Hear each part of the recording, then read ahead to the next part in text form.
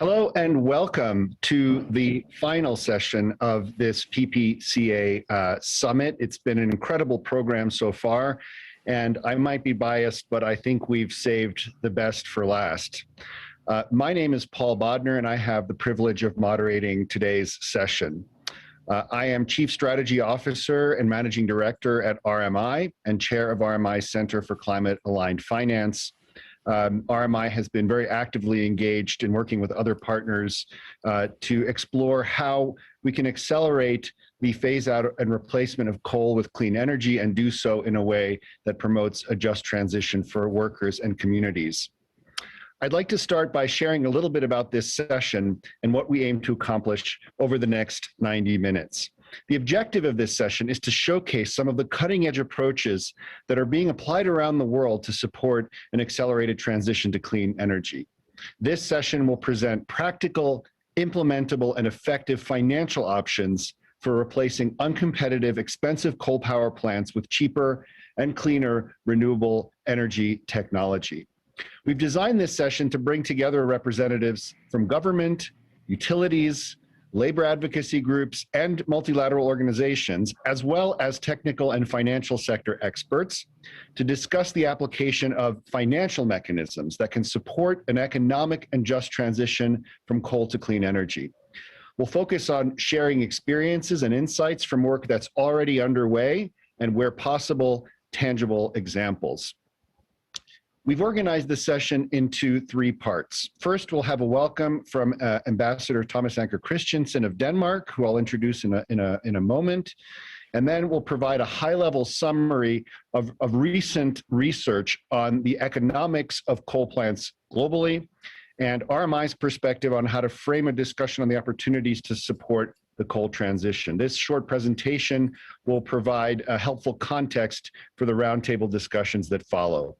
Next, we'll invite experts to share their experience and insights from the work already underway to design and implement innovative financial mechanisms in several markets. And finally, we'll shift the discussion to focus on the application of current experience and examples to other geographies that the audience for this session might be in. We'll focus today on the examples of Poland and South Africa, but we believe this will illustrate opportunities and challenges for other countries around the world. Now, throughout the session, we invite you to share questions through the chat function that we can raise for discussion with the group. We've left a time for Q&A. We're not just going to blaze through presentation after presentation. So we do have a full agenda, but we will work to address as many questions as possible. And now I believe it is my honor to introduce my colleague and friend, Thomas Anker Christensen, Climate Ambassador of Denmark. Ambassador Christensen has long been a leader in our space, and as has the nation that he represents, Denmark, in making the coal to clean transition globally and serving as a lighthouse for other countries in the world seeking to do the same. So I invite you, Thomas, to make some opening remarks before we dive into the rest of our agenda. Thank you.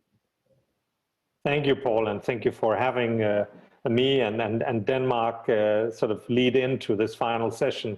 It's been, I've been trying to follow most of the sessions over the last 3 days, and it's really been a series of extremely high quality, well-organized, well-framed conversations. So to people listening in now, if you haven't had time to follow, pick them up on YouTube. Some really great sessions all over. And I also want to thank the PPCA and all the staff and members who have actively taken lead on setting the summit up for their work, because this is probably the most burning platform in terms of climate action that we're standing on. And I think that was stressed already by the Secretary General of the UN in his opening remarks, and that's sort of been a thread throughout the last few days. So coal phase out as part of tackling climate change is really the burning platform of our time of this year. And we need to make the best of the momentum, the drum roll that's building up for Glasgow, and over the next 8-9 months, a series of summits, a series of engagement of world's political leaders that have to be used in order to create progress. The situation we're seeing with the temperatures rising, forest fires, storms, floods, and predictions that we might already reach 1.5 degrees by 2024 or 2025, they show us that the situation is rapidly deteriorating. And the cost of failure to everyone, but especially the world's most vulnerable populations, is immeasurable. It has been uplifting that 2020 saw a general rise in climate ambition, 65% of CO2 emissions, 70% of the global economy, if we count the US in, is now covered by ambition, but that has to be turned into action this year. And we all know that coal is an outdated energy source, but still it is expected this year to cover 35% of electricity production and is still the greatest energy source. As we will talk about later today, it's no longer the cheapest power source for the global economy, and this key message is being broadcast more and more globally.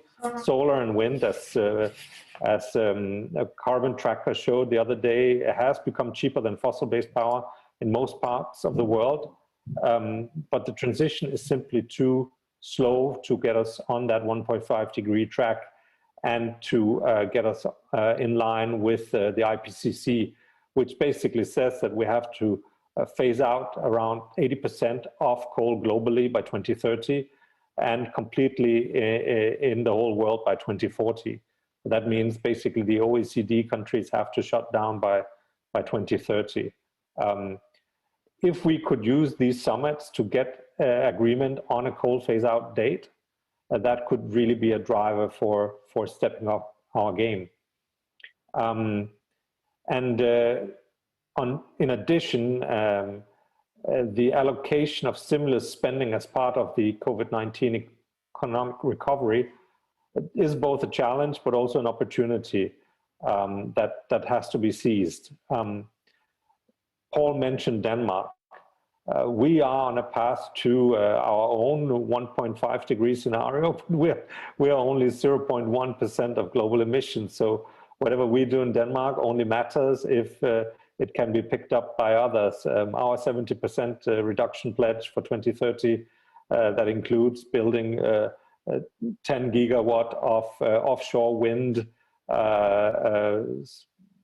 in these 2 new artificial energy islands we will be doing, really will mean that we will be electrifying both all our energy production, but also potentially industry and transport within the next, well, energy within the next 7-8 years, and the rest within maybe the next 15.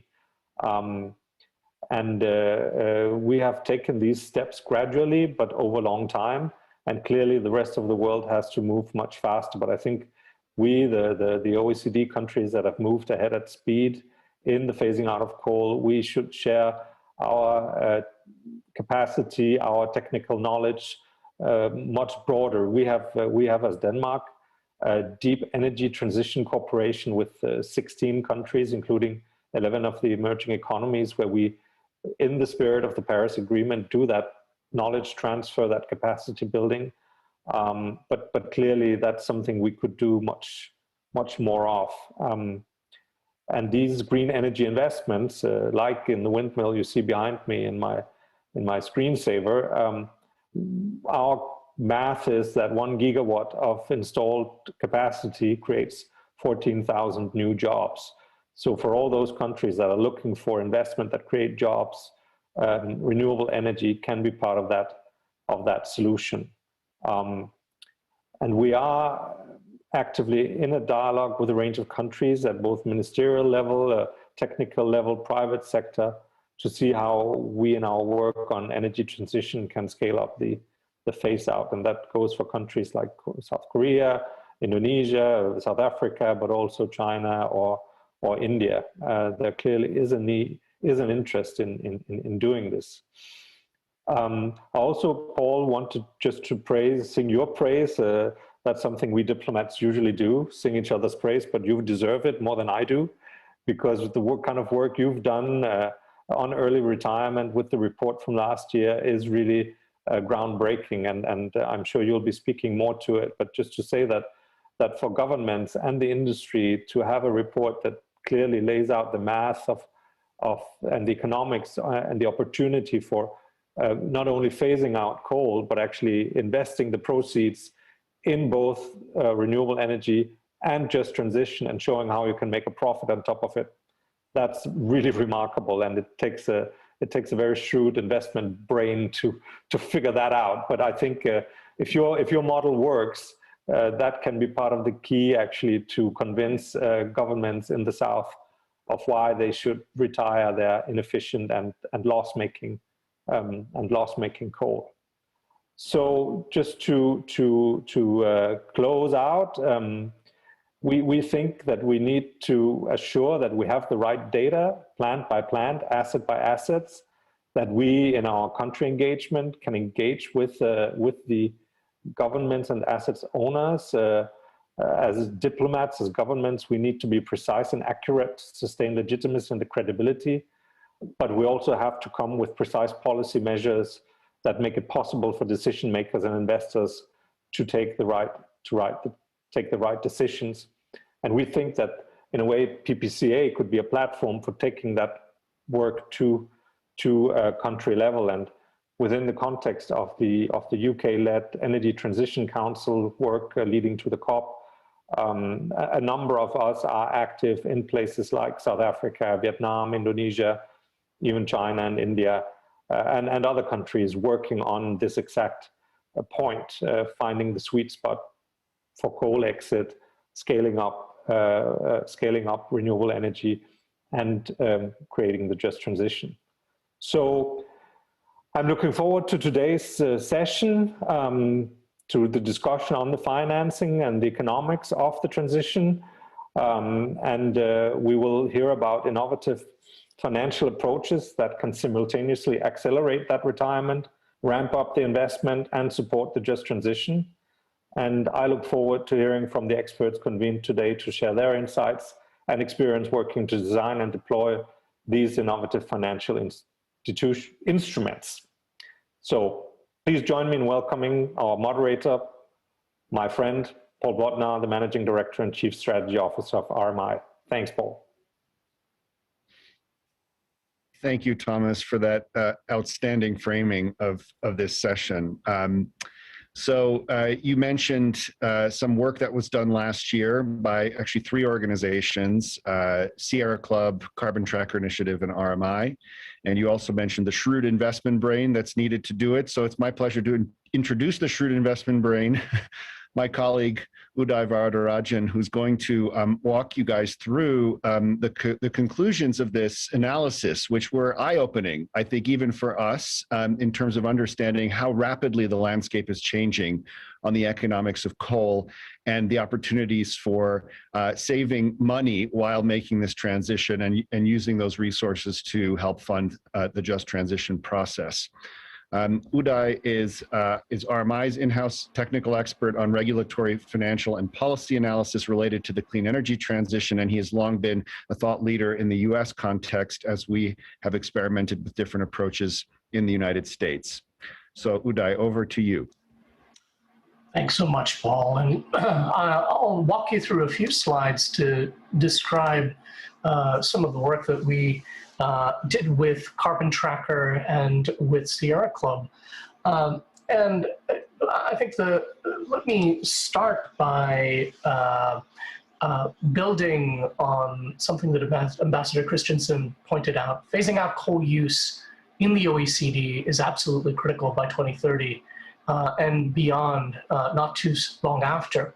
And unfortunately, when we look at plans so far for generation phase out, what we see is that plans and/or projections far fall short of that goal at present.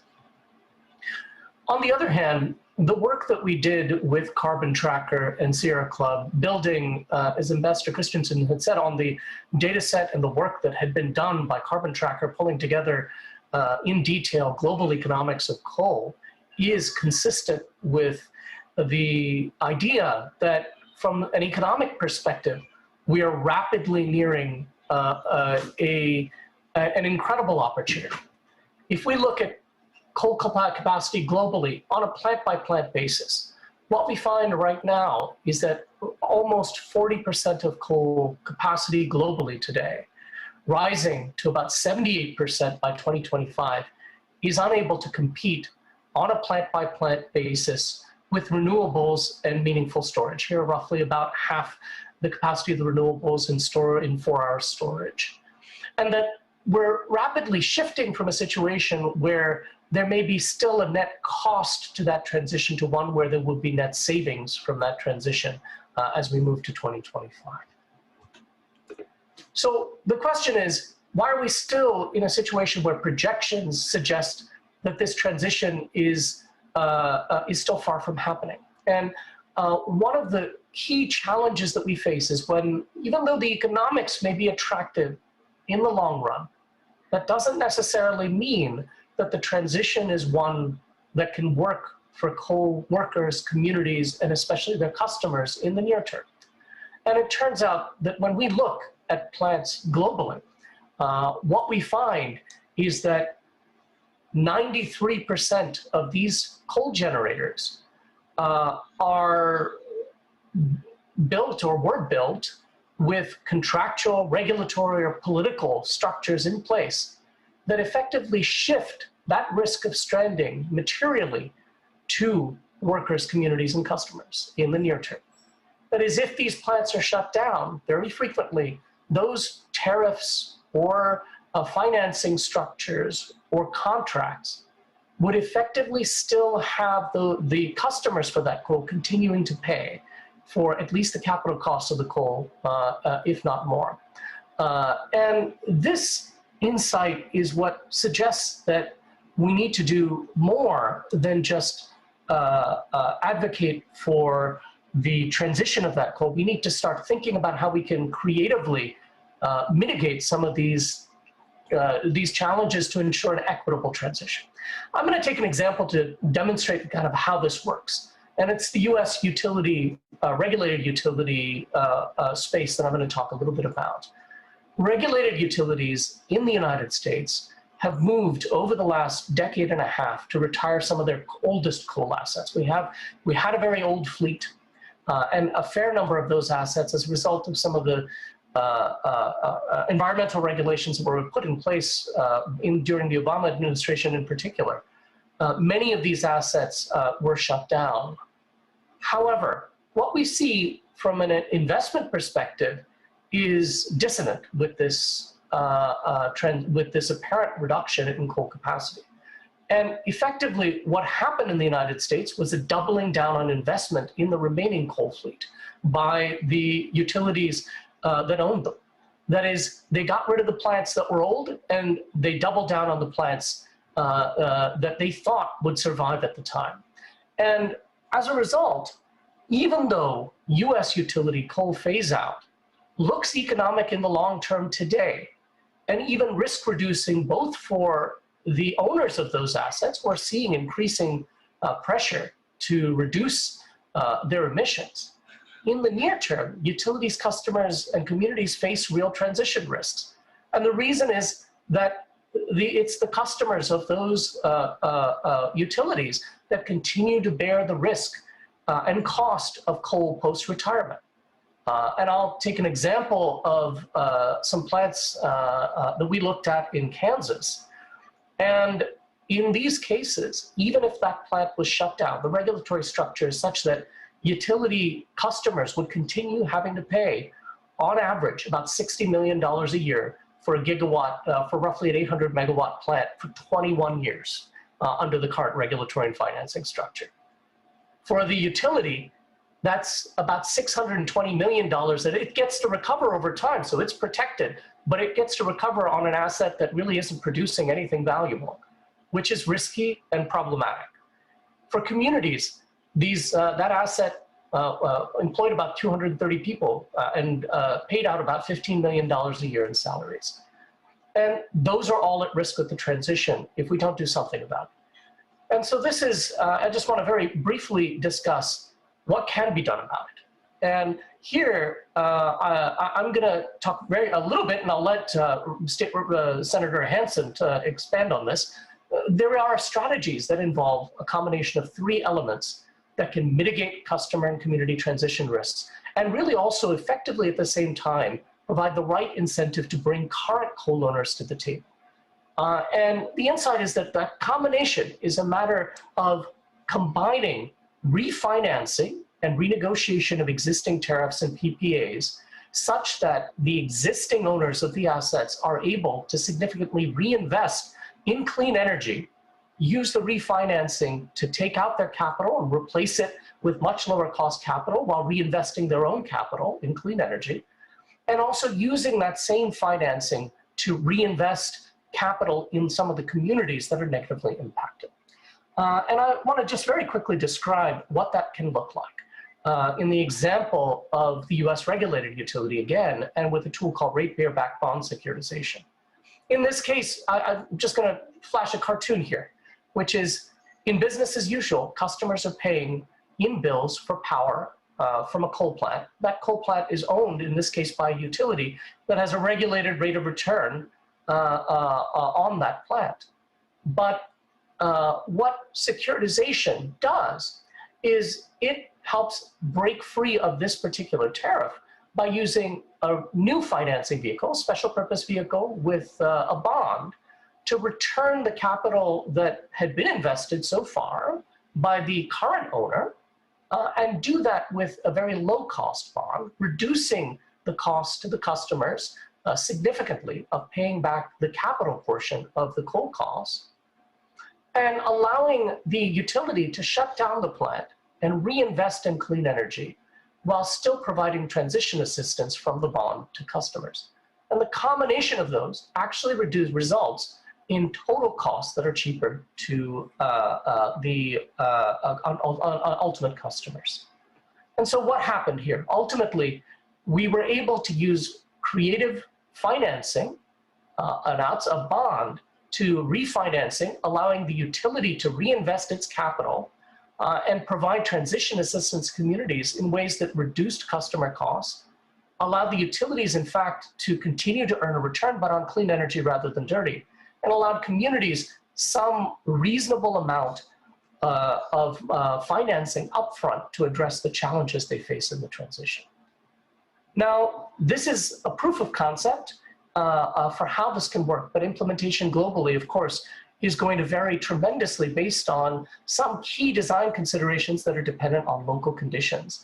And while we're certainly excited about the potential for these structures globally, the real work comes in working on the ground and figuring out how some of the insights from this particular approach might be generalized. And I just want to mention very quickly here some of those problems.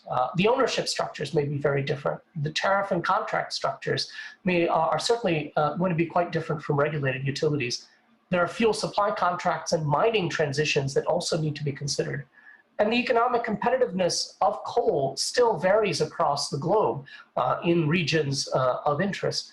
And finally, financial conditions may not allow for low-cost securitization to move with domestic capital markets. There may need to be development financing institutions involved. And the considerations for transition and phase-out can be quite different when we look at nations with demand growth in place.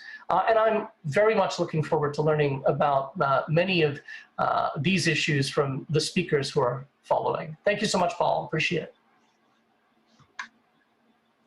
Thank you, Uday. That was really helpful. So now we're going to transition into the discussion debate portion of this program. And I'm going to start by introducing our first set of panelists. We've convened an outstanding group of experts and practitioners from all around the world working to design and implement innovative financial mechanisms like the ones that Uday just described. So when I mention your name, maybe give a little bit of a wave. First, Fernando Cubillos, who is the head of energy at IDB Invest. Fernando is an energy and climate finance expert with 24 years of experience in power and carbon markets. He has structured, financed, and managed energy and carbon-related projects in Latin America and Africa. Next, we'll have Mafalda Duarte, head of the Climate Investment Funds. Mafalda has spent most of her career in more than 30 developing countries, and under her leadership, the $8 billion climate investment funds are transforming institutions, key markets, and sectors to catalyze investment in the next generation of climate-smart technologies and solutions. Christopher Hansen is a state senator and legislator from the U.S. state of Colorado. First elected to the Colorado House of Representatives as a Democrat in 2016, and again in 2018, Chris has had extensive experience, which you'll hear about, securing buy-in and passing legislation to support securitization in Colorado. Donald Kanak, chairman of Prudential Insurance Growth Markets, welcome. Don has lived and worked in Asia for 30 years and has extensive private sector experience, including at eSpring Investments, AIG, and of course, Prudential. And has worked on the topic of financial approaches to coal phase out specifically, which you'll hear about. And then finally, we're asking Uday Varadarajan to come back and be part of this panel as well. I've already introduced him as a principal at RMI. He has an affiliation as well with Stanford University. Okay, thanks to everyone for joining us today. We will kick it off with Senator Hansen, who, as I mentioned, has led efforts to pass securitization laws in Colorado here. So Chris, what was the biggest challenge in implementation, and how did you overcome it in the Colorado context? What was the biggest surprise you faced in trying to do so? And what advice would you give to other jurisdictions considering similar programs? All right. Well, thank you, Paul, and really wonderful to join everybody this morning. It's great to be a part of this panel. And I think I've seen Uday's presentation about 30 times, and the cartoons just keep getting better. So great work on the graphics.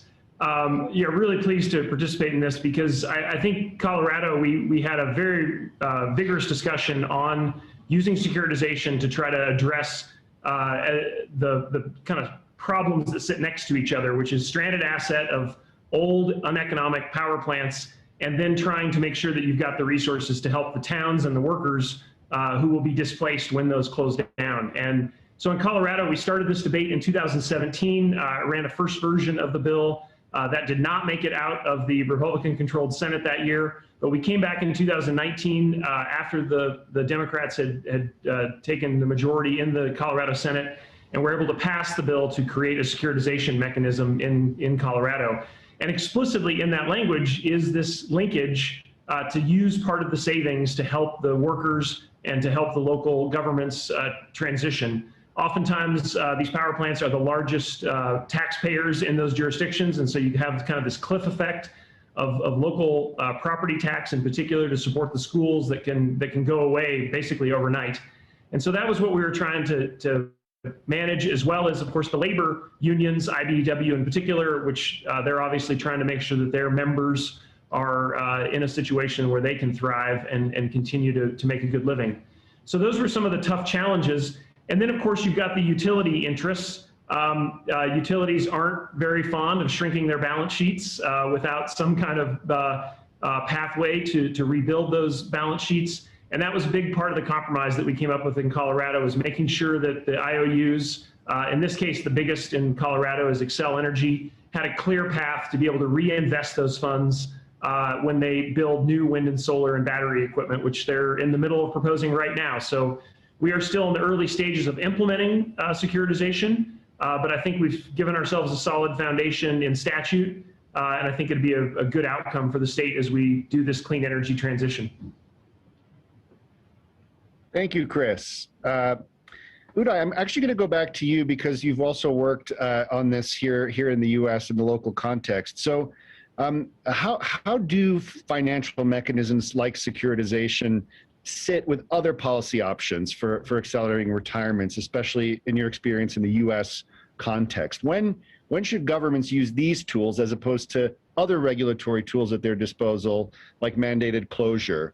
And how have you found that the right approach varies by geography or indeed, as we look at the global context, the developmental stage of a country? Thanks for the question, and as always, I think I just wanted to point to Senator Hansen's leadership as well in moving this forward in Colorado. It was the conversation there surfaced some of the challenges that we saw in other jurisdictions across the country. Really, the advantage of a tool like securitization that Representative Hansen discussed is that it provides in many ways a near ideal circumstance, a near ideal pathway for moving forward.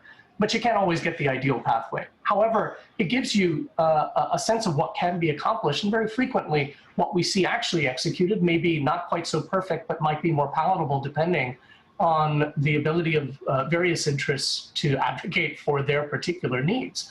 And so even in Colorado, we have seen approaches that took the pattern. In fact, Excel, the utility in Colorado, already after the discussions around securitization in the state started, proposed a transition of a couple of the units of one of its largest coal plants using a financing mechanism that wasn't securitization, but nonetheless had the three components that we discussed. A financing mechanism that used existing balances rather than securitization to provide cost recovery that was still nonetheless cost effective from a customer standpoint and withstood the test of actually holding up relative to securitization as providing similar savings, allowing it to reinvest and also making significant investments in the communities that were negatively impacted. And we've seen other states in the United States follow the lead that in Colorado and New Mexico, we've actually seen securitization be proposed and now moving forward to be used. And in fact, across the US right now, there are 3 other utilities with about $1.5 billion in securitization transactions that are coming, that are following the pattern that we suggested and worked with Senator Hansen in Colorado around. And perhaps the most complete of that is in New Mexico, where we saw in legislation the compromises around puts and takes around what is the process by which a utility gets to determine how much of the replacement resources it owns? How exactly are some of the communities going to be compensated for some of the challenges they face? And what are the ways in which those funds are actually going to be effectively deployed to mitigate those challenges and distributed among some of these stakeholders? And so those are some of the issues that we see that are arising. I just wanted to flag as well, there are significant issues, and I mentioned this earlier, when it comes to the role that the mines play in transition for the mine workers. That was certainly part of the story in Colorado, continues to be critical in many of the cases that we see, and also is financially relevant, particularly in cases where there are long-term fuel supply contracts in place, where a lot of the value of a coal plant on a forward-looking basis from a financial perspective is actually tied to the mine contract rather than the plant contract. And that's also something that's important to keep in mind as we think about generalizing this elsewhere. Thank you, Uday. Fernando, let's go next to you. So we've heard a lot about how securitization can be useful and under what circumstances here, but that's certainly not the only financial approach to early coal retirement. IDB Invest, for example, took a very different tack in Chile. So could you tell us a little bit more about that, your collaboration with ENGIE in Chile to replace coal plants with clean power using carbon finance?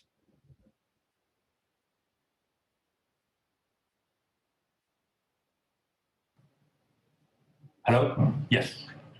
Can you hear me? Yeah. Thank you, Paul, and thank you for the invitation. Let me give you a bit of context.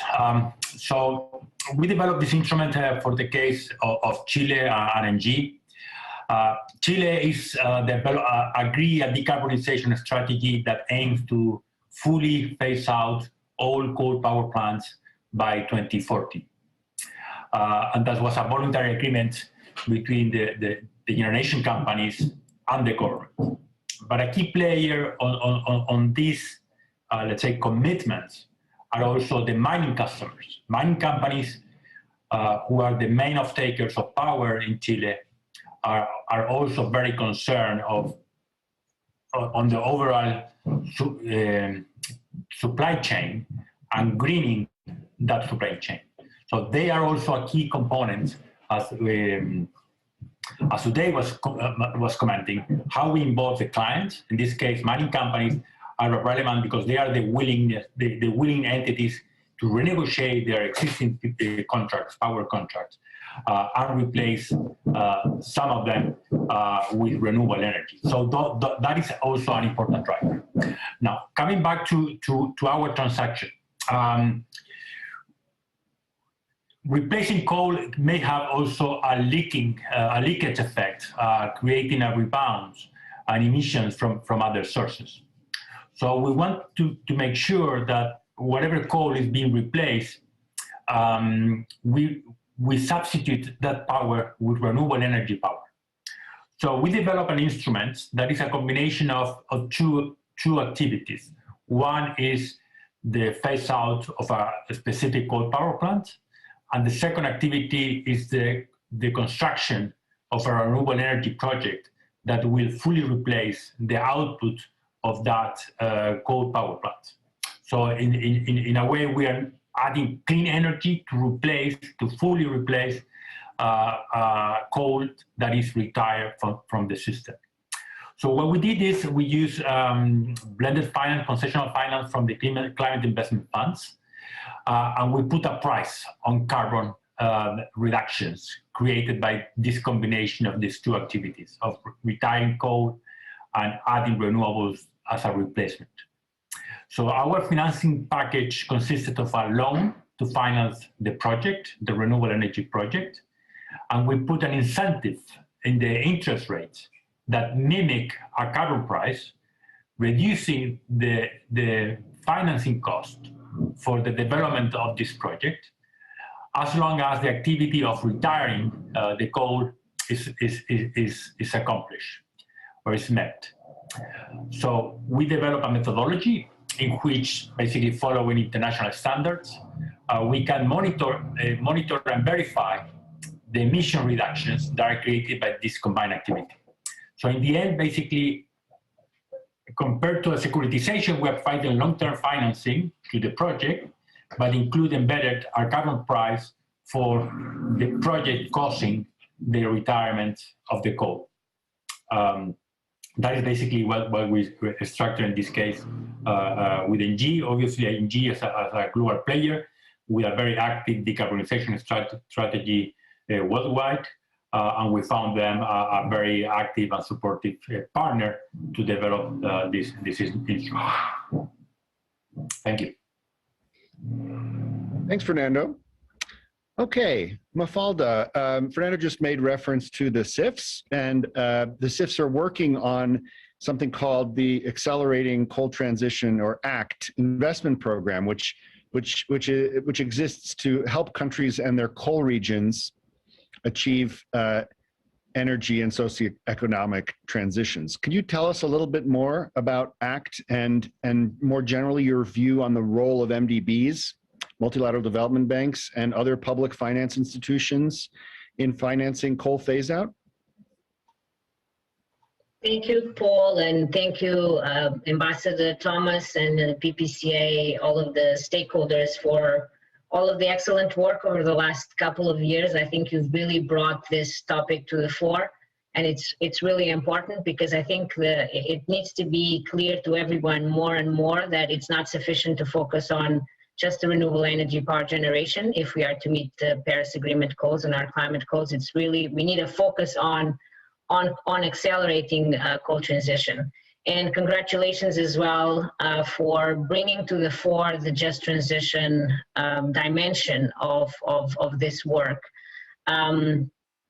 Before I go on to talk about the multilateral development banks and public financial institutions and our program, just to say again as a key message to everyone listening, I think I would expect that all of the listeners of this summit will be persuaded about this, but just to say that if we are really to succeed in this coal phase out, and I here of course focusing more on developing countries because that's where we work, we have to understand that this is a much broader issue than just an energy sector issue. And we heard Senator talk about that because the impacts from decommissioning these thermal power plants and coal mines are significant, and they extend well beyond the immediate workforce that surround into the surrounding communities, and they extend along the value chains that may be at a great distance. And so, I mean, we heard from Colorado and the US. Just to illustrate another example, I know, Paul, you talked about today we would be focusing on Poland and South Africa, but let me give you another example from India. Indian railways, for example, derive more than 40% of its freight revenue from coal, and they actually use this coal income to subsidize passenger fares. And so, as you can see, this already becomes a significant social problem because cost of passenger transportation is very important, in particular for the poor population in India. And again, you know, as we see in South Africa as well, and happens in other places, the states in India with the highest solar radiation, and there's, you know, the largest potential solar PV generation capacity, are in the south and west of the country. But the coal-rich states are in the east. And 6% of the total state revenues come from coal mining royalties. And so, as the senator was also mentioning, we start seeing, you know, the spillover effects into other services that are provided, education and health. So we really need to take a broad view. And this is where I think, you know, comes the point on the role of the multilateral development banks in developing countries, because they have they know these countries, they have the track record, and they have the knowledge of these countries. They can work both and support the governments at the policy level and at the investment level, and they work across the various sectors. They have the strong financial and technical capability, and they are big catalysts of other financiers as well. And so, because of the multidimensional and multi-sectoral needs of tackling this problem, that's why we decided to also put forward this investment program, which we are calling ACT, Accelerating Coal Transition, and that focuses on three big dimensions. One is the governance and the institutional capability dimension, to really support policy dialogues and the buildup of regional and local institutional capacity, talk about transformational strategies and economic and social development plans. The second big component is what we're calling people and communities, and this is now really looking at what are the economic regeneration stimulus packages that will be needed, what are the social protection mechanisms that will be needed, what are the skills development interventions that will be needed, and focusing efforts there as well. And last, the infrastructure or the asset side of it. And here, you know, focusing not just on the thermal power plants, but on the mine closures as well, and land reclamation, in addition to the repurposing of the coal assets. So it is our belief that it is with such a holistic approach, and by testing and going ahead and piloting such an holistic approach, in addition to, you know, the work that we do, like this example that Fernando just gave with IDB, which we are financing, and it's an innovative model which we also believe can be scaled up in the region. But we believe that we need to really support this very holistic efforts as well. Thanks, Mafalda.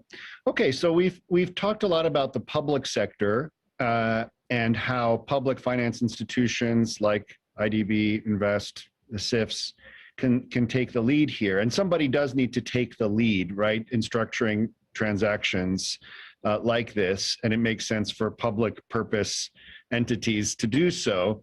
But Don, we're going to turn to you next, because I think you have a different perspective from the private sector side of, and we'd love to hear from you, based on your experience, about how financial approaches to coal phase out could be driven by the private sector and become mainstream among private investors who, of course, have exposure to coal and they want exposure to renewable energy. And so what is the alchemy that you can create to create the desired effect of the accelerated transition? Over to you.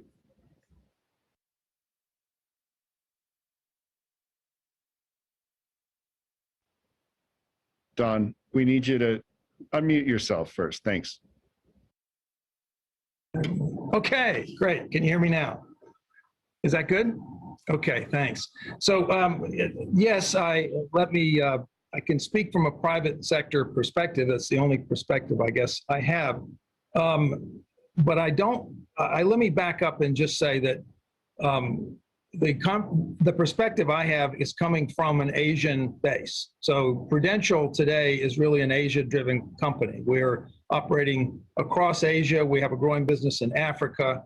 And if you think about the life insurance business, it's a very long-term business. We are the largest life company in Indonesia, for example. So you're looking at 10, 20, 30-year perspectives, even longer potentially, with pensions and long-term investments. And so you have if you are managing assets and liabilities well, you want to take a long-term perspective on sustainability, which is the reason, as we were looking into this issue starting from 3 or 4 years ago, how to think about on a systemic basis how countries in our region, and now thinking about Africa as well, that face all the challenges that were well lined out in Colorado, but additional challenges, which Mafalda just hit on the head, which is you're starting from a base of different level of need. Lots of people still don't have access to affordable energy to start with,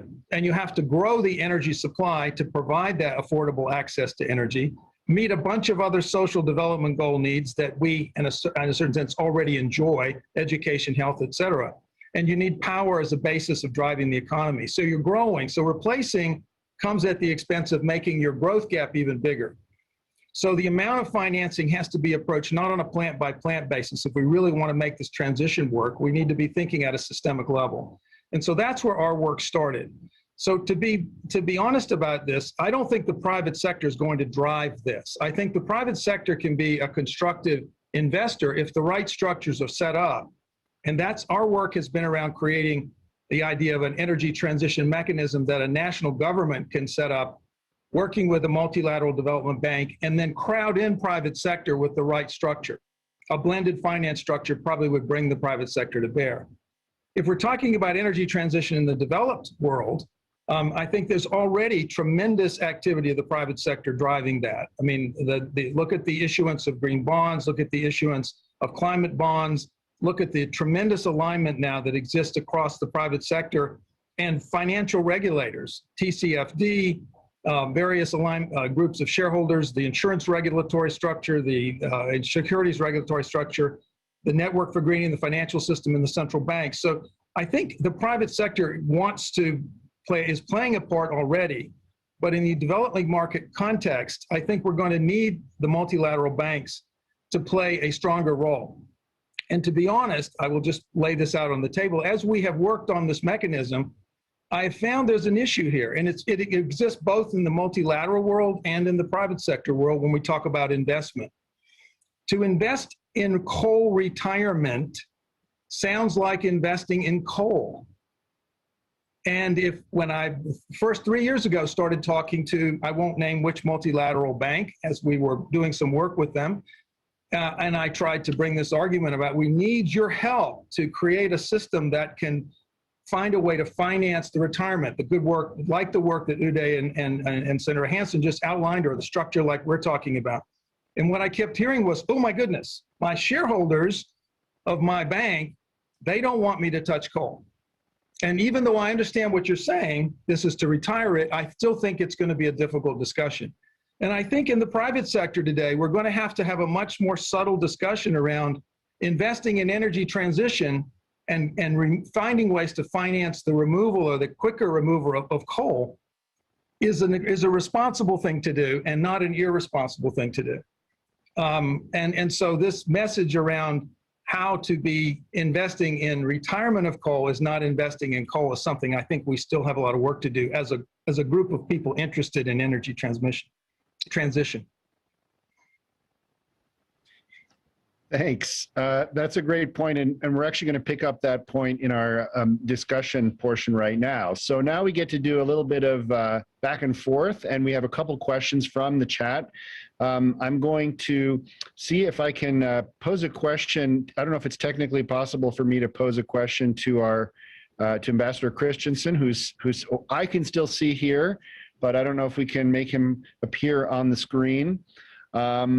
I will try. I will pose the question. There he is. Thank you. So, you know, I have 1 minute, Paul. Then I'll turn into Cinderella.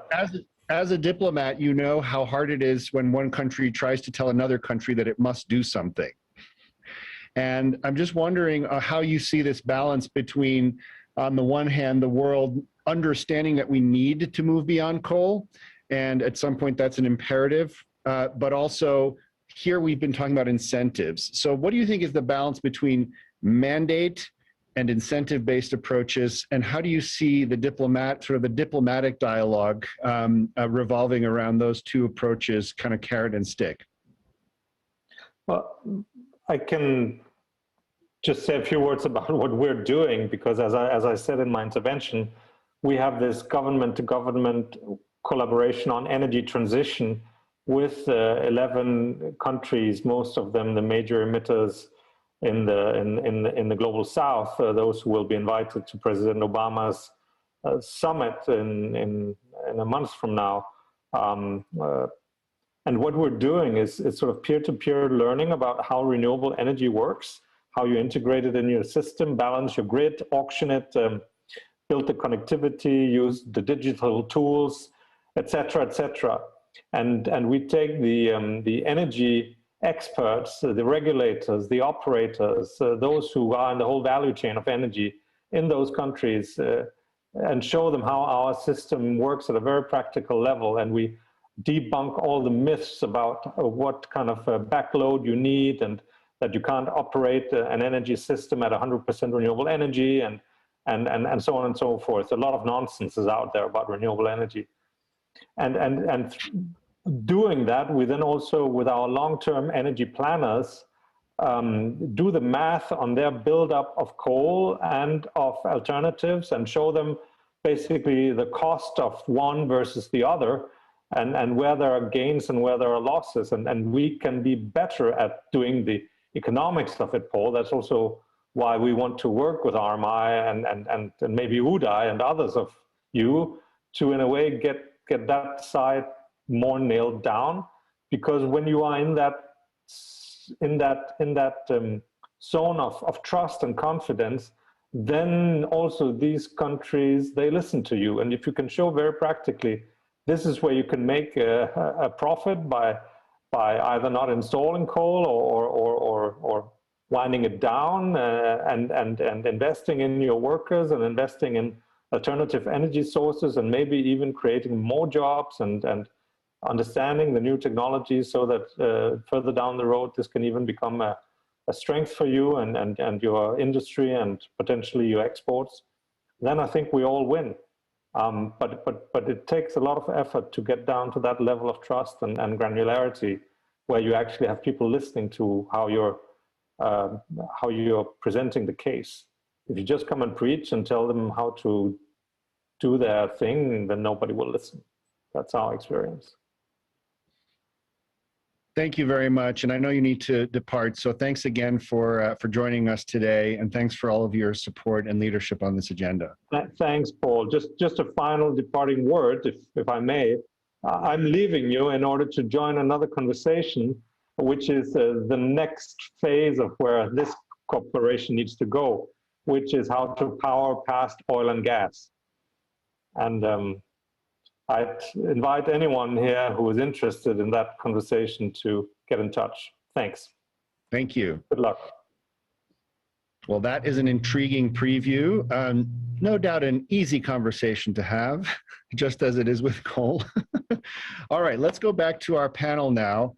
And I'd love to kind of go around and get your reflections on the topic we just spoke about, which is, your experience in change is hard, right? And whenever you've got people invested in a particular technology or communities invested in in an employer or a tax base, making a change at a time that is different than the one you expected it to, right? When you're talking about an asset that still has life from an economic or technical perspective, that a community depends on. These are really hard things to do. They're hard to do at a local level. They're hard to do at a national level.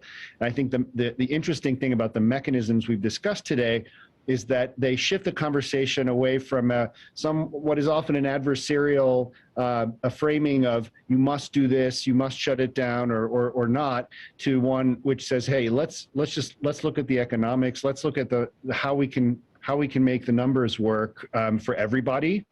And I wondered if anyone had an anecdote about that different approach to share. And let me just add the second question I was going to ask, and then we'll do it all in one round, which is, we had a question in the chat, which is, aren't approaches like this that we've discussed in violation of the polluter pays principle?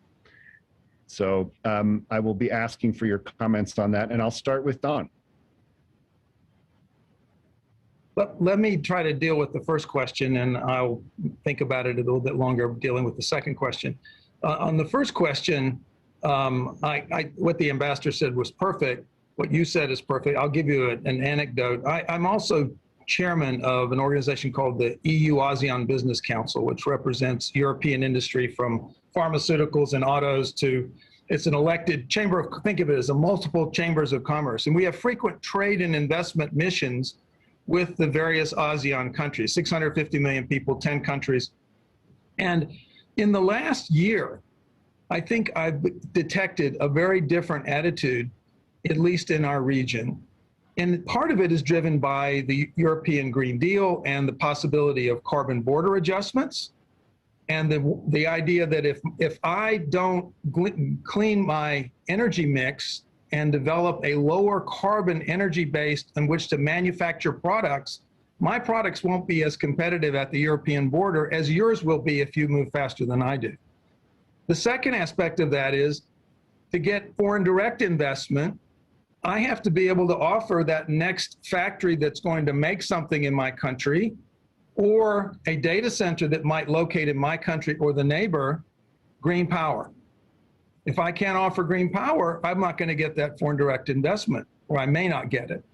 So now what used to be considered a problem for the energy industry or the mining industry is now a bigger issue for those caring about the economy. And in this era of green recovery or recovery from COVID, if we can find a way to mobilize finance to help a country that now understands the competitive advantage of having a greener energy mix, then we have a much more willing audience. It doesn't mean that all those other problems go away around just transition and affected communities, but now there are other advocates in the economy who see the advantages that maybe before didn't see them quite as strongly.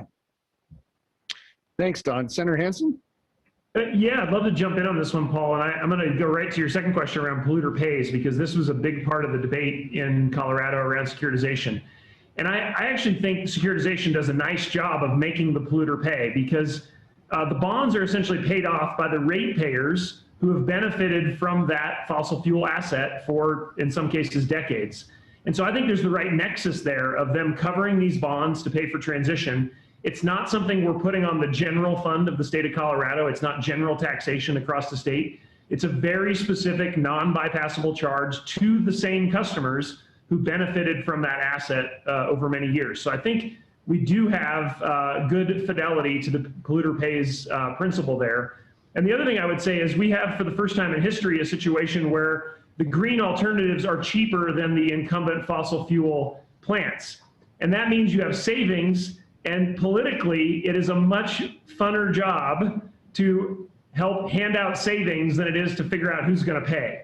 And that's what we got to do in Colorado. If we go from $35 a megawatt hour for the coal plants to, in many cases, less than $20 a megawatt hour for long-term contracts on wind and solar, you've got savings immediately generated that can be shared and that can essentially pay for the backfill of property taxes or helping to help the workers transition. So I think we were in alignment with polluter pays, but we also were able to take advantage of this savings opportunity.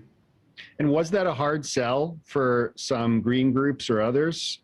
You know, in other words, did it take a while for people to get their heads around that, or was there kind of in principle objection? Well, yeah, absolutely. I think, you know, we did a good job of sort of the spreadsheet analysis, thanks to RMI and Stanford and Uday, and we were able to make that spreadsheet case. But you know, politics is a lot about emotion, and you've got the folks, you know, who work at these coal plants who are from the West Slope. They're of course emotionally tied up in the decision, and then you've got maybe the left-leaning environmental groups who are like, well, we're going to stick it to the utilities, and we're going to make the utilities, you know, cover all of this cost. And so a lot of emotion, but you know, I think that was one of the great things about the legislative process. We've got a chance to really let that come out in hearings, but at the end of the day, really try to stick with you know, what was best for the citizens of the state, and that's where the spreadsheet analysis really helped us get that done. So we ended up in the right spot, I think. Thank you. Okay, folks, I think we're going to transition to our next topic, if that's okay, unless there are burning two-finger comments that anyone would like to make. Okay, great. Well, first, I know, Senator Hansen, you need to depart as well. So I want to thank you for participating in this global panel, and thank you again for your leadership in the Colorado context. Know that people are very aware of it, and they often refer to the hard work that you and your fellow legislators have done here. So thanks again for joining us. Great. So this has been a great discussion of the current landscape of financial mechanisms and programs being tested and deployed. So now we really want to shift the conversation to focus on sharing examples that can be applied to other markets. We know the audience here is broad. There are folks from all over the world. We've heard that obviously circumstances are different, levels of development, the age of the assets, the nature of the power markets is different. And so obviously we want to figure out how we can go global with accelerated coal phase out and approaches like the ones we've discussed. So I'm going to invite 3 additional speakers to join us for our second round of the round table. And please give a wave. First is Paweł Ciszak, Head of Energy Modeling from Fundacja Instrat in Poland. Paweł is an economist, data analyst, and IT expert specializing in renewable energy sources and large-scale IT systems, and he's responsible for leading the energy modeling practice at Instrat. Second, we have Hervé Stein, Managing Director at Meridian Economics, based in South Africa. Hervé is a prominent infrastructure and regulatory economist in South Africa, 25 years of experience in electricity, gas, and liquid fuel sectors. And in late 2019, South African President Cyril Ramaphosa appointed him to the Presidential Economic Advisory Council, where he's focused on accelerating the just energy transition. And finally, Allison Tate is the Director of Economic and Social Policy at the International Trade Union Confederation, ITUC, which is a body that represents more than 200 million workers in 165 countries.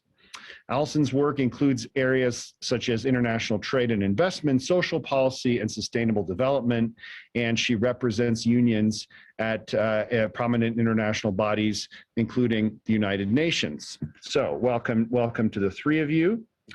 Paweł, let's start with you. You've worked extensively on coal transition models in Poland. I think folks who followed the discourse in the European Union know that Poland is always a very important voice in these discussions, including in setting the levels of ambition and design of EU-wide mechanisms on climate. So can you tell us about the current status of this issue in Poland and the opportunities for an accelerated phase out there, and how you've been approaching that in what is, frankly, in many ways a challenging geography. We know that, or we've heard that negotiations between the government and mining unions are continuing on this topic, but are inherently very challenging. Is this the reason why Poland sometimes has a view in European-wide settings that's a little bit different than the mean, including on topics like coal phase out and carbon neutrality dates?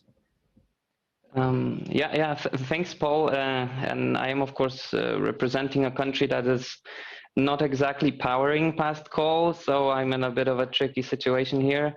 But I hope we can probably use some of the experience of the other PPCA members to sort of inspire some change. Before I dig sort of deeper into the political situation, I just wanted to make sure it's clear that, well, despite what the government is saying, Poland could actually achieve the EU climate goals, pretty much eliminating coal from the electricity generation mix by 2030. And we've done extensive modeling around that, even taking into account technical and social constraints, and we are pretty certain that is actually possible. And what is even more exciting maybe is that since most of the Polish coal plants are already unprofitable, they are kept alive by state aid pretty much. If we accelerate the coal phase out, we would actually be able to gain a lot of savings financially. So there is a lot of potential there. Now, looking in a bit more detail into the political situation, there is a discussion about restructuring the mining and power sectors because they are both struggling financially. The results of these discussions will be published probably around March and April. But the problem is that these plans, at least according to the leaks that we've seen, the plans are not compliant with EU climate goals, and they are also very costly. They require a lot of state aid. So going more into your question, why is the Polish government delaying the energy transition and risking these costs? Well, first of all, there are a lot of there are multiple tensions within the ruling party between the ministries, and then this coupled with a strong coal lobby means that the issue is very political, and it's very difficult to gain any consensus. Then secondly, there are some aspects of the energy transition that were forgotten in the past. So, for example, regulations for onshore wind, for biogas, discussions about the transmission network costs, opening access to energy data. So this previously, a couple of years ago, led to social resistance, and that led to delays in RES deployment. And then thirdly, Poland is sort of in a game of negotiations with the EU, so opposing the carbon neutrality date is kind of a tool to negotiate more funding from the EU. But while Poland is sort of late in the process, the benefit is that the renewable costs are dropping, so the technology is getting better, so Poland should be able to scale up renewables quicker than some other EU states. Well, if only the political issues are resolved. So just to basically underline the key message, Poland could achieve the EU climate targets. The problems are really political, not technical, not social, and definitely not financial, because this would actually be profitable for the utilities, for the state, for the taxpayers. So we will soon publish some results and some models around that, also opening actually our data and our models, going into what Ambassador Christensen was saying about transparency. We want to also underline that. And the problem is that with declining coal economics, we are worried that state aid will be granted for solutions not compliant with climate targets. So we have to make sure that is not the case, and we don't give more money to scenarios that are not compliant with IPCC or EU climate targets. Yeah, thanks. Thank you, Pavel. Javier, going to you, right? The South African context is again different. You've got a couple of massive coal-fired power plants under construction. There are different issues, the fiscal issues with the utility. Obviously, the sort of energy access space is also different.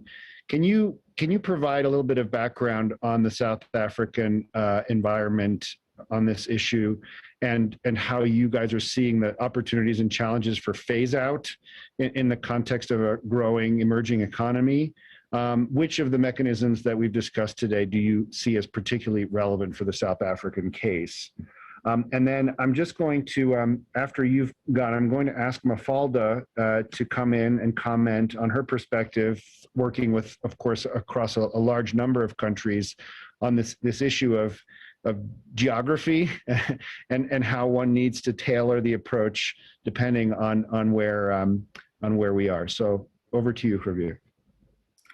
Thank you, Paul, and thanks for enabling me to be part of this very important conversation at the summit. I find myself in a similar position to Val, that I come from a country that's not quite yet powering past coal, but that's certainly our ambition.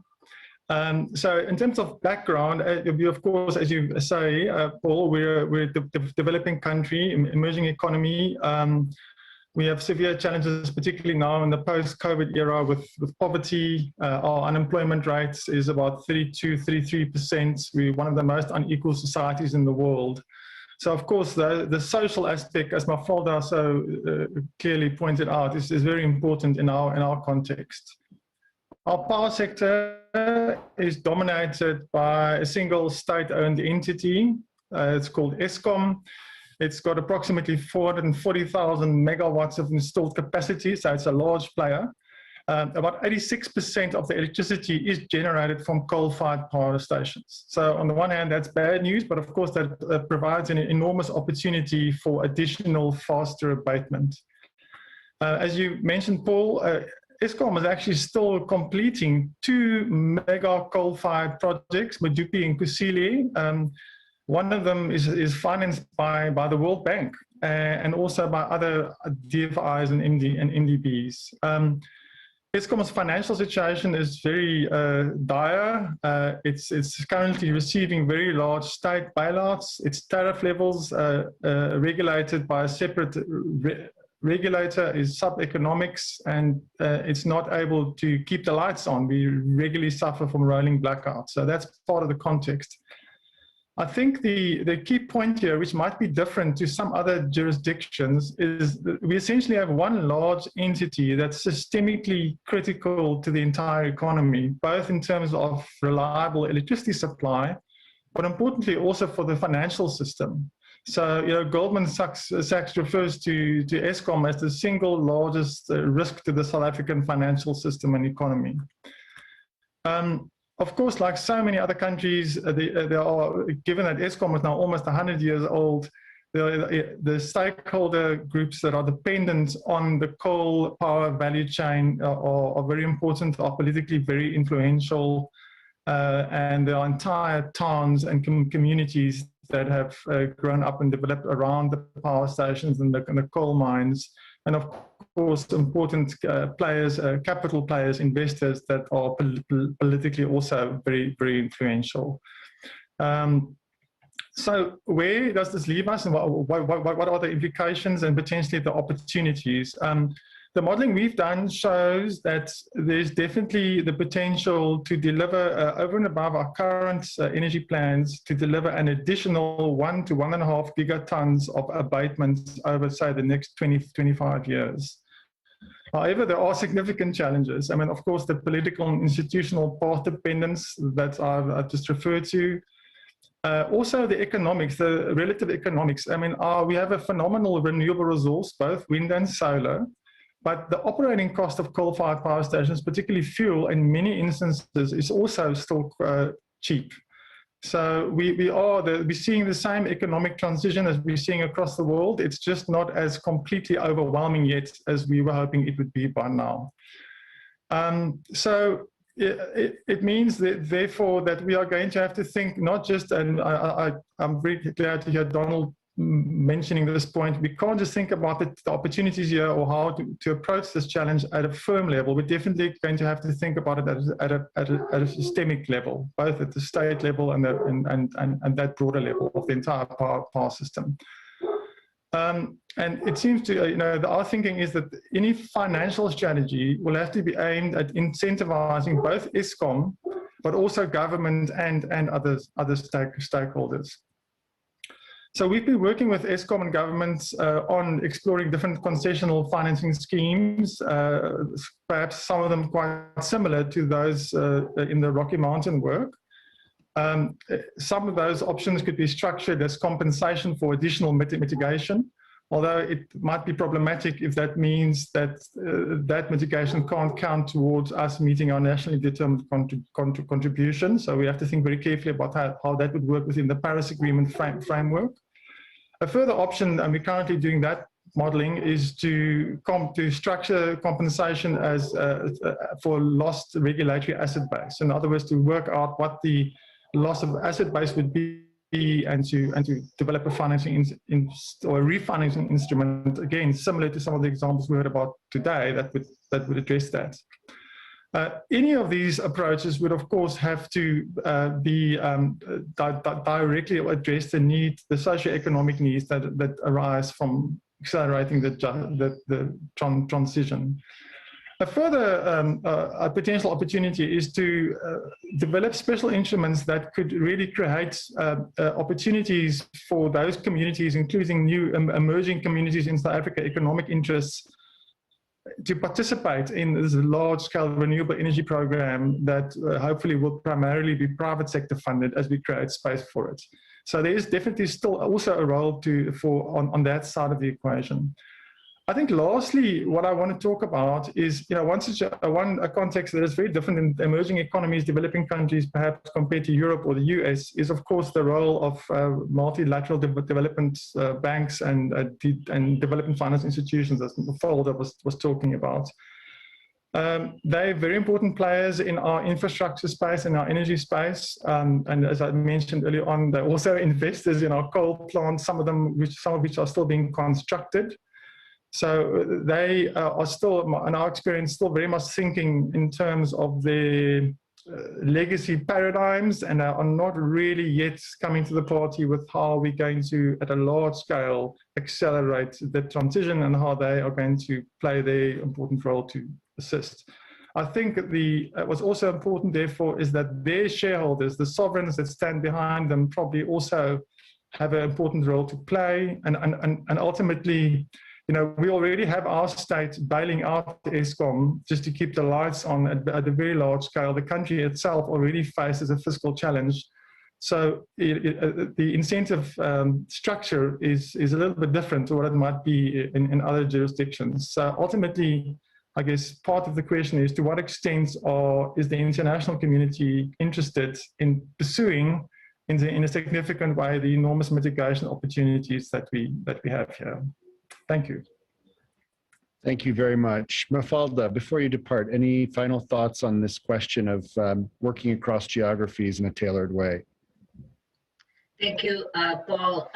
Now, just to reiterate, and I think, your study, RMI, Sierra Club, and Carbon Tracker also demonstrates this. I think, for many developing countries, in the short term, there are net costs. The net savings accrue in a longer time frame.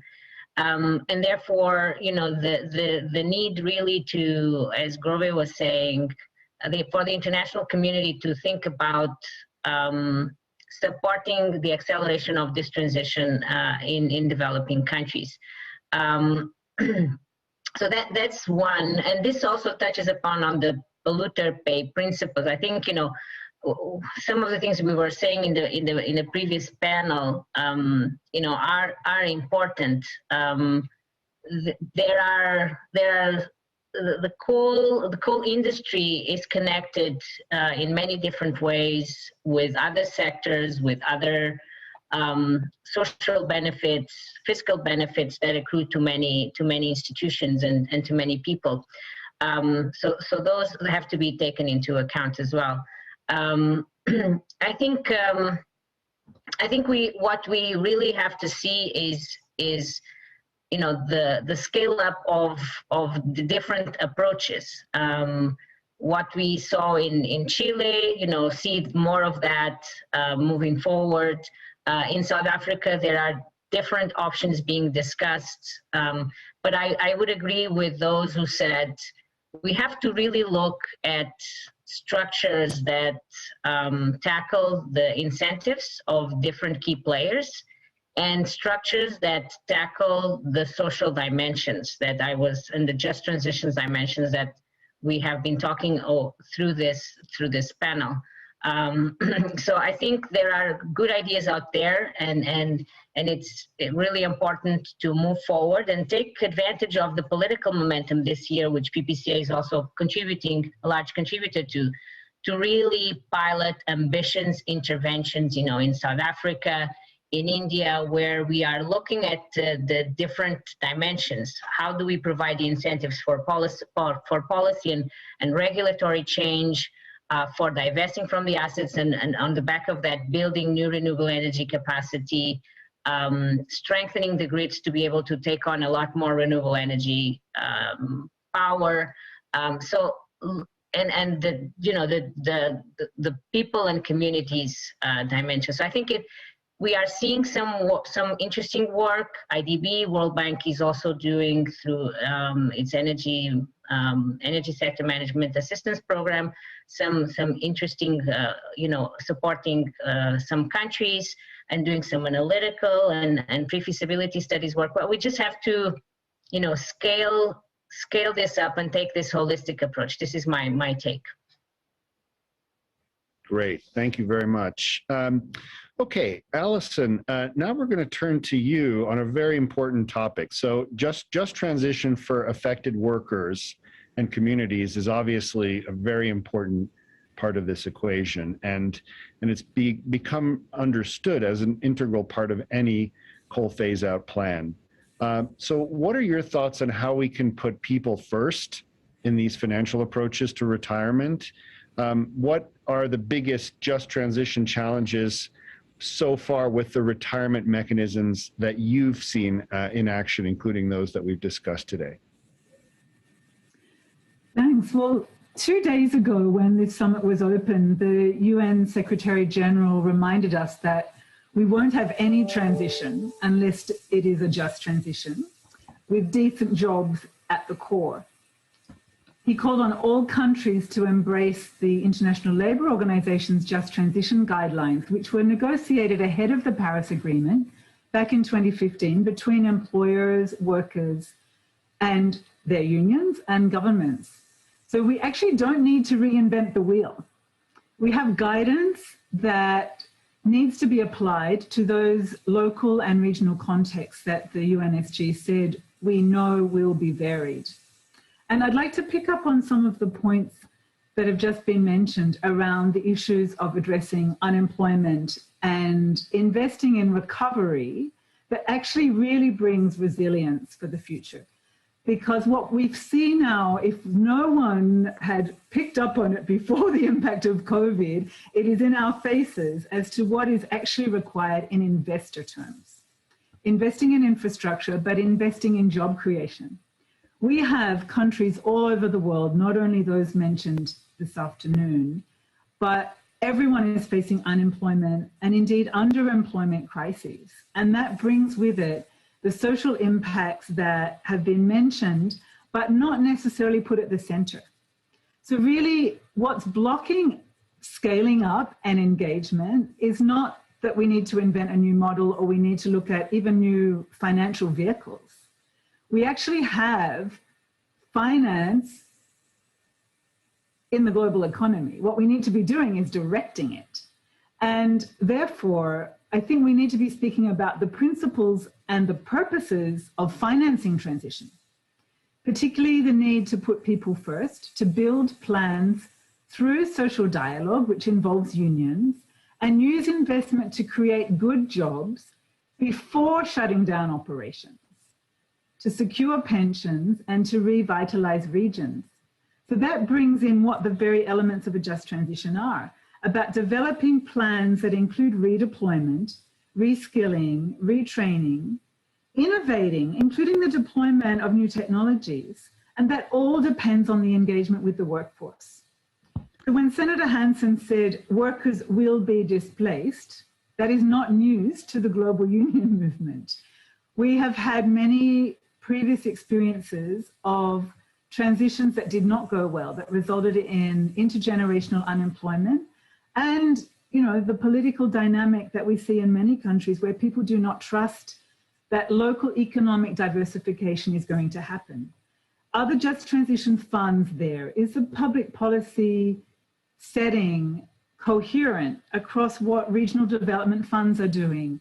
Multilateral development banks have been mentioned, the international financial institutions.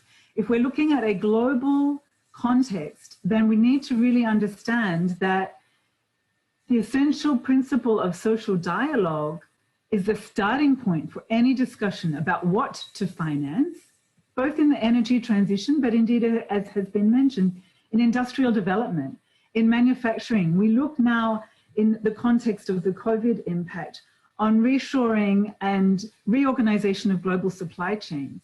The manufacturing and maintenance of the energy systems is totally dependent on having those skills in place and having an engagement that is actually about decent jobs. So really, to develop the plans for financing, it needs to be about creating the investment opportunities that has a longer term, not a short term timeline. So when I hear retirement, I hear what the union movement has built over generations: working conditions and job security and pension security for people at the end of their working lives, sufficient to live a dignified life in retirement.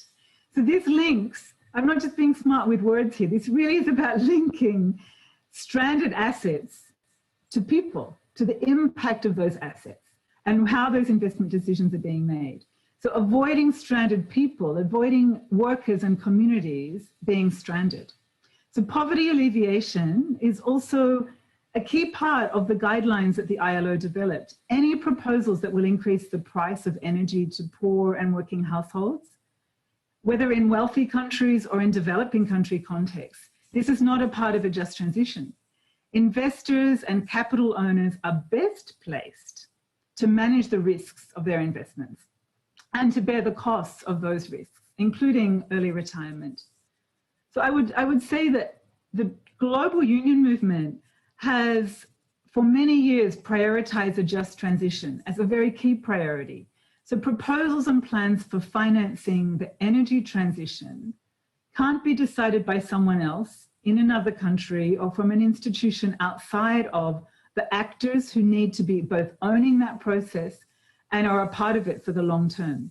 So transparency and social dialogue needs to be about having trade unions at the table. And I would just give a couple of quick examples related to the countries raised. In South Africa, for example, as was noted, there's over 40% unemployment. A huge part of the labor market is informal work, huge inequalities. So investment in decent job creation is not just a priority for the unions, but for the entire population. And South Africa is not alone in that regard. Almost every country is coming to terms with what that means. I can say that there has been good news. The trade unions have just signed an agreement with the government and with Eskom and the business community to use their members' pension funds to secure jobs, a just transition, and a future for South Africa's energy sector without privatization and job losses.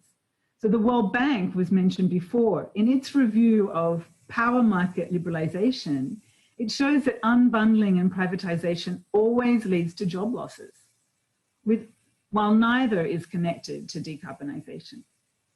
In Poland, likewise, they're at a really critical moment in their negotiations between the trade unions and the government.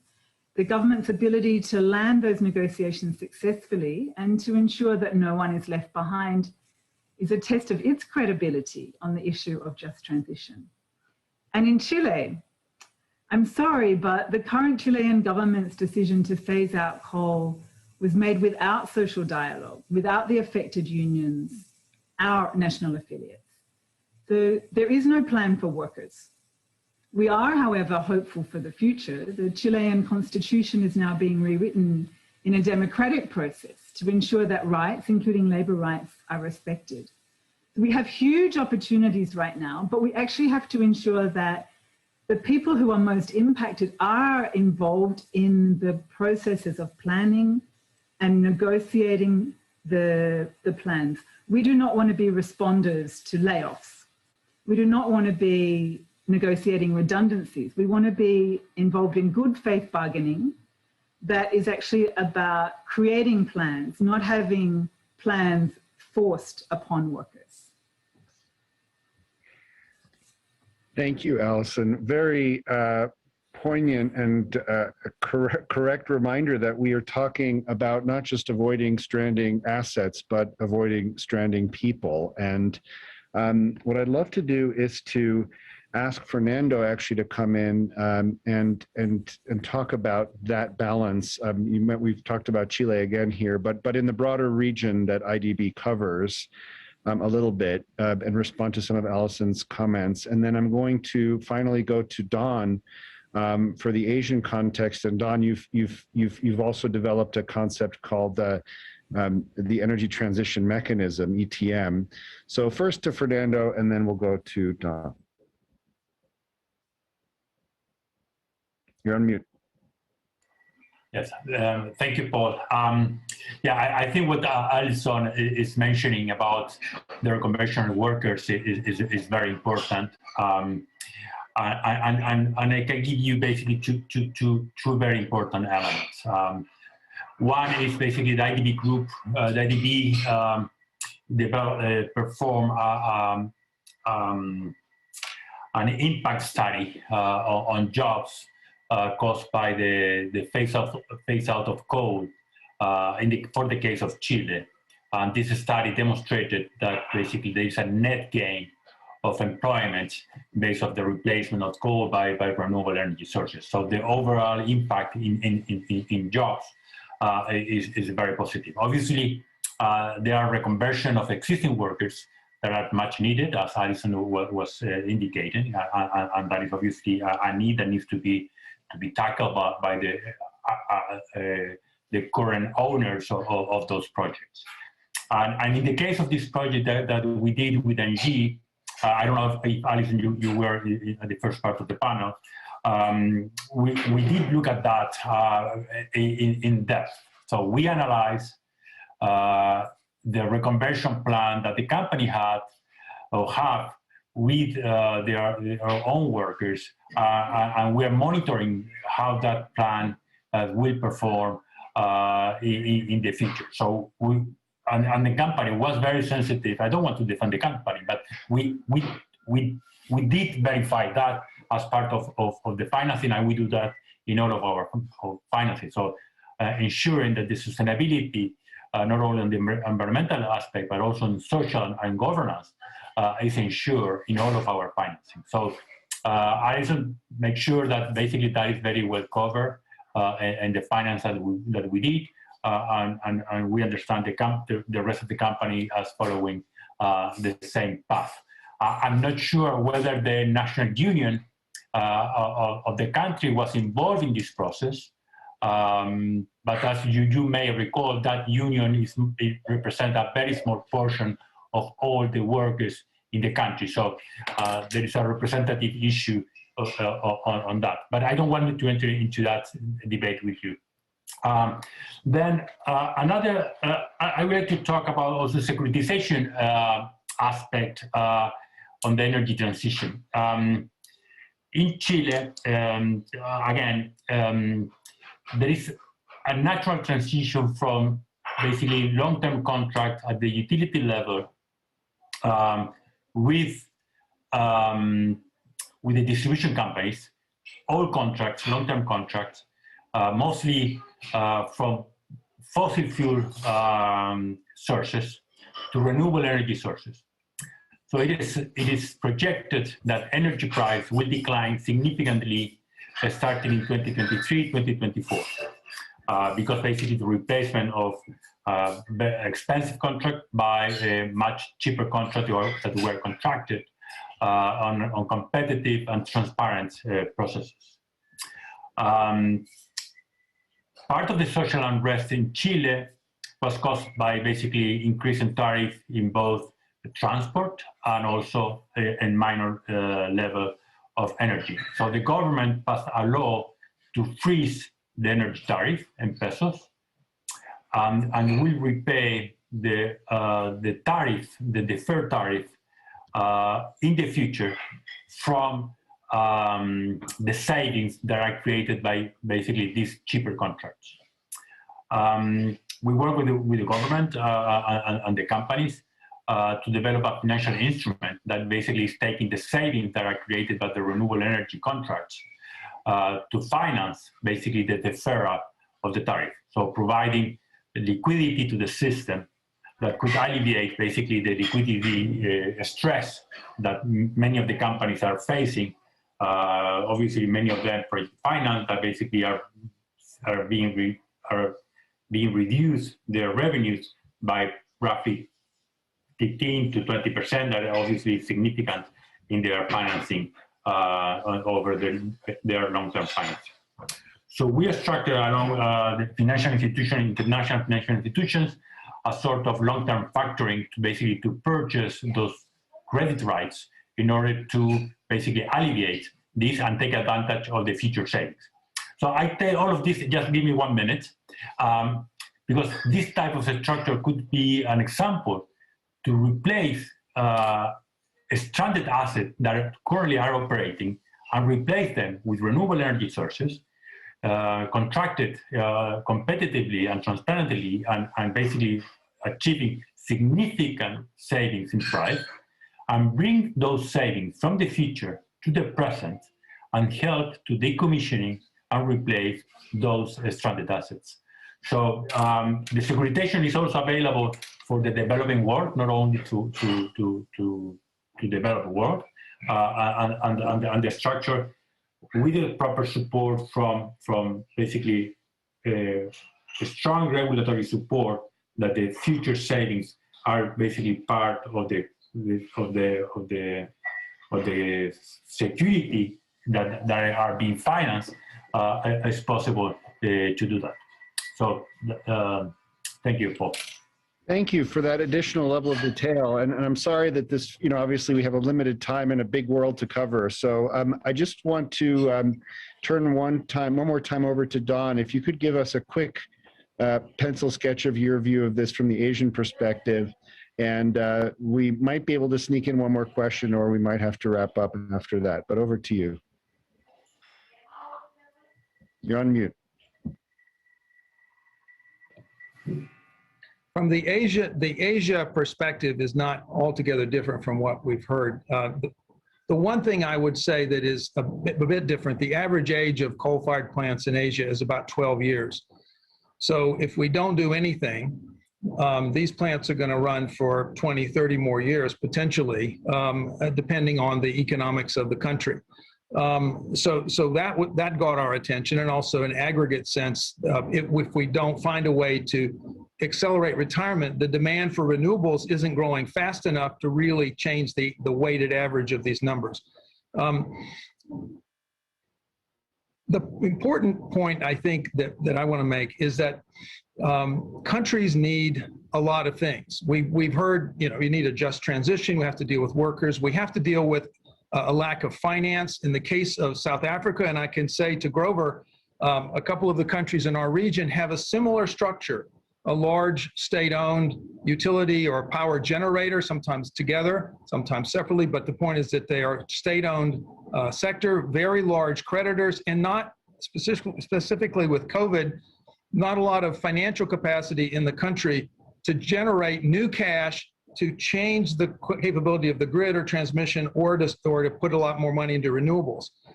So we're looking at a similar situation. So the structure that we devolved over several years now, the first public announcement of it was last year in May. We called it a coal retirement mechanism.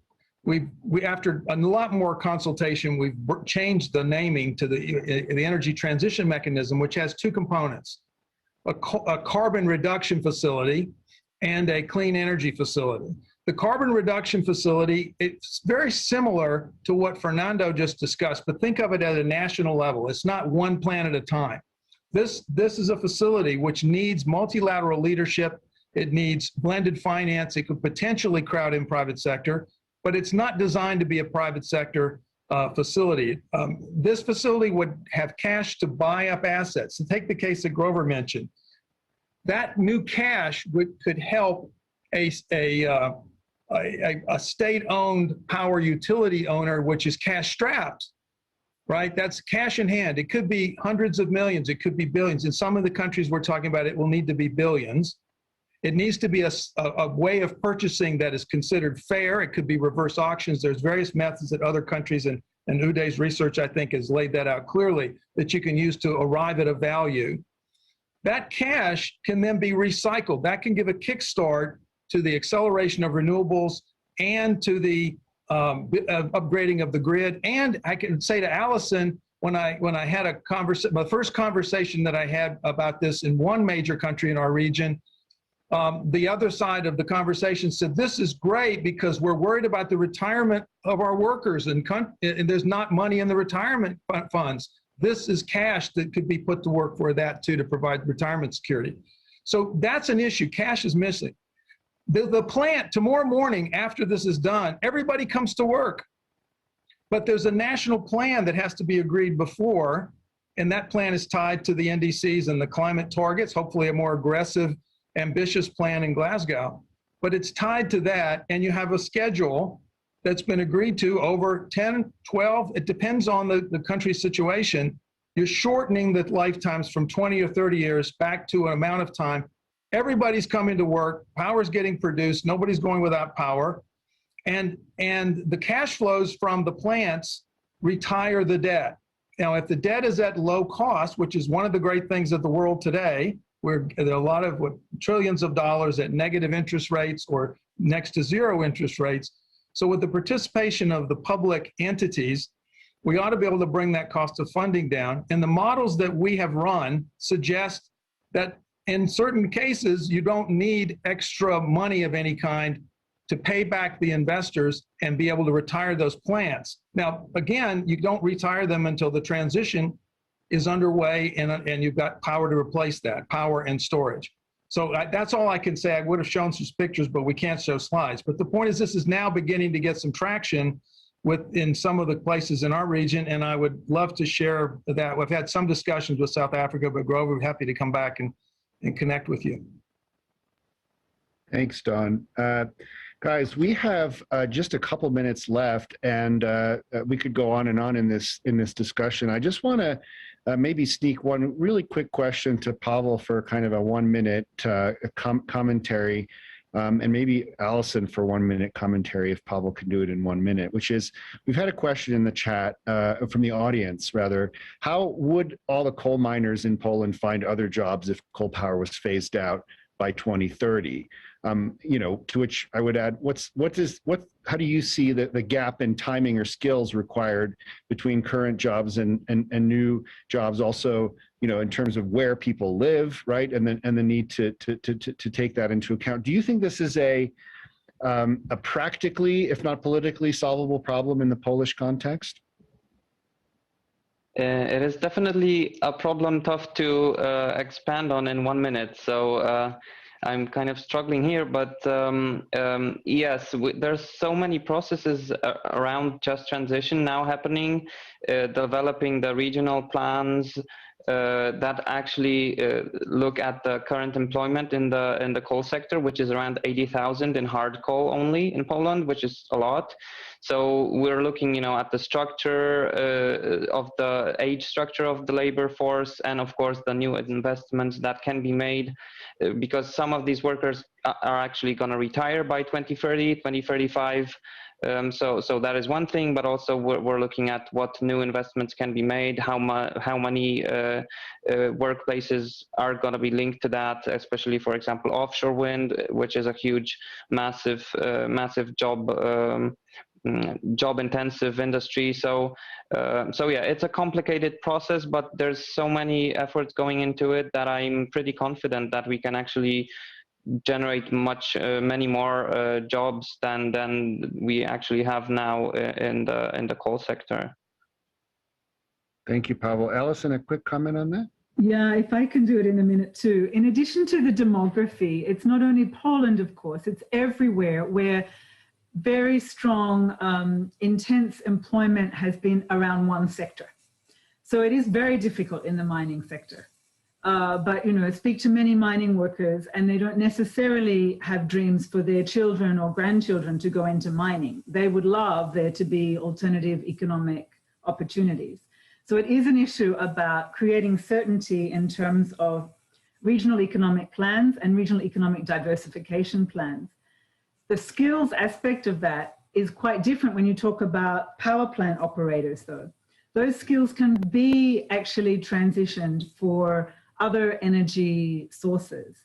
And there is a lot of creative options going on around that. I would just finalize my point by saying, whatever creative financing and employment plans are developed locally, it cannot be at the cost of workers, neither of their occupational health and safety, neither of their wages and conditions or their pensions. And that's where workers are not single-minded about this. It's actually about engaging in what that plan can look like and what the elements of that plan are, both in terms of job creation, but also all the issues about quality jobs. And that's something that many of the modeling examples that we hear about do not take into sufficient account. It might be about numbers of jobs and net gains, but what about the quality of the jobs? And that's really essential to engage people on. Thank you. Thank you. This has been such a fascinating discussion, as the whole summit has, about the sort of ways we're trying to deal with a global problem using global tools, but it's all local, right? And so that's a thread that I've enjoyed seeing running through this panel. Unfortunately, it's time for us to conclude. So I would just like to thank each of the speakers who've joined us today to talk about their ongoing work and their valuable experience. Of course, all of the audience participants for joining today. I hope you are leaving with new insights that can help you further your work. This is going to be a really interesting year for this agenda globally. And I think if we can balance the considerations we've started talking about today, we have a better chance of succeeding. As we close this final session of the PPCA Global Summit, a quick reminder that you can view all of the sessions on the live stream platform, which can be accessed on the PPCA Global Summit website. So if you've missed any of the sessions, I encourage you to go back and catch some of the other great discussions that have happened. Thank you again to everybody, and we all look forward to driving this forward together globally and locally. Take care.